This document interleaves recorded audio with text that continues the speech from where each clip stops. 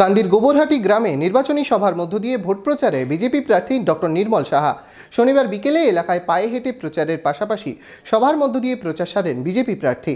ঈদে এবার মুর্শিদাবাদেই কাশ্মীরি ওয়াজওয়ান, গোল্ডেন রিট্রিটের জাফরানে মুবারকে ঈদ। গোল্ডেন রিট্রিট বহরমপুর শহরেই four star deluxe premium hotel with luxury and comfort. কান্দির গোবরহাটি গ্রামে নির্বাচনী সভার মধ্য দিয়ে ভোট প্রচারে বিজেপি প্রার্থী নির্মল সাহা। পাশাপাশি এই দিন জনসংযোগ সারলেন কান্দির গোবরহাটি এলাকার মানুষের সঙ্গে। সকালে বহরমপুরের ইন্দ্রপ্রস্থ এলাকায়, তো সন্ধে হতে হতেই কান্দিতে।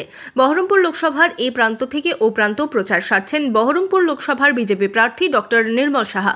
শনিবার বিকেলে এলাকায় পায়ে হেঁটে প্রচারের পাশাপাশি সভার মধ্যে দিয়েও প্রচার সারেন বিজেপি প্রার্থী।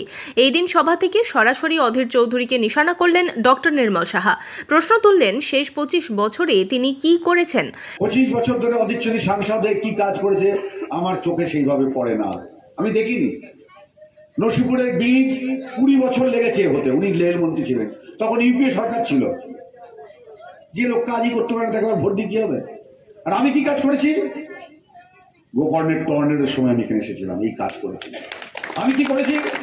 33 বছর বহরমপুরে বসে থেকে হাসপাতালে বসে থেকে যত রুগ্ন রোগী অ্যাক্সিডেন্ট রোগী তাদেরকে দেখেছি। কেউ আমার দিকে আঙুল তুলে একটা কথা বলতে পারবে না যে এই লোকটা চোর, এই লোকটা বাটপাট, ঠগি পয়সা নেয়। কেউ বুক ফুলিয়ে বলে দিচ্ছি, আমার বিরুদ্ধে কোনো আঙুল তুলে কথা বলার কোনো অধিকার কারণ নেই। কোনোদিন অন্যায় কাজ করিনি, কোনো অসৎ কাজ করিনি।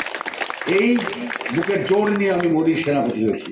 এই দিনের সভা থেকে নির্মল সাহা আরও বলেন, এটাই শেষ সুযোগ কংগ্রেস এবং তৃণমূলকে হারানোর। কিন্তু এই সুযোগ বহরমপুর লোকসভার প্রার্থী নির্মল সাহা কতটা সফলভাবে কাজে লাগাতে পারবেন সেটা কেবল সময়ের অপেক্ষা। Bureau report, imagine community media.